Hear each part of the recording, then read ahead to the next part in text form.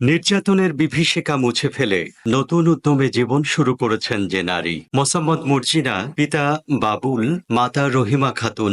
মোসাম্মদ মর্জিনা নাটোর জেলার হৈবতপুর গ্রামে ১৯৭৩ সালে জন্মগ্রহণ করেন। তার পিতা পান ব্যবসায়ী এবং মাতা গৃহিণী। ৫ বোনের মধ্যে তিনি বড় ছিলেন। যখন তার বয়স ৫ বছর তখন তার বাবা যক্ষ্মা রোগে আক্রান্ত হয়ে মারা যান। এতে তাদের সংসারে শোকের ছায়া নেমে আসে। তার মা অন্যের বাসায় ঢেকিতে ধান ভাঙিয়ে তাদের জন্য কোনো রকমে একবেলা আটার চাও ও ঘাঁটি খাবারের ব্যবস্থা করতে পারতেন। খাওয়ার কষ্ট সহ্য করতে না পেরে মর্জিনার মা তার ২ মেয়েকে নিয়ে রাজশাহীতে এসে একটি খাবারের হোটেলে কাজ শুরু করেন। মর্জিনা ও তার এক বোনকে নাটোরে তার ফুপুর বাসায় রেখে আসেন। মর্জিনার বয়স যখন ১৪ বছর তখন মর্জিনার মা রাজশাহীতে জুয়া খেলায় আসক্ত এমন একজন রাজমিস্ত্রির সাথে তার বিয়ে দেন। কিছুদিন পর তার শ্বশুর মারা যাওয়ায় তার সংসারে অভাব অনটনের শেষ ছিল না। বিয়ের ৭ বছরেও কোনো সন্তান না হওয়ায় তাকে অনেক কটু কথা শুনতে হয়। ৭ বছর পর তার কন্যা সন্তান হয়, তাকে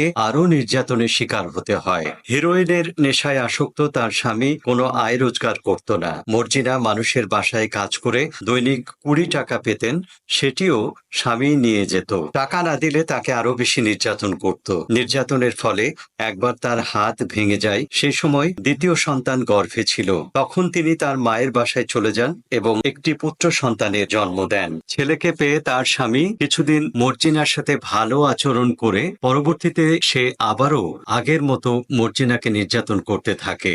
মর্জিনা সে নির্যাতন সহ্য করতে না পেরে আবারও মায়ের বাড়িতে ফিরে গিয়ে একটা ভাতের হোটেলে কাজ নেন এবং স্বামীকে তালাক দেন। প্রায় ৭ মাস দোকানে কাজ করার পর দোকান মালিক দোকান বিক্রি করতে চাইলে তিনি নিজের জমানো টাকা ও ধার দেনা করে দোকানটা কিনে নেন এবং ১২০০ টাকা পুঁজি নিয়ে ব্যবসা শুরু করেন।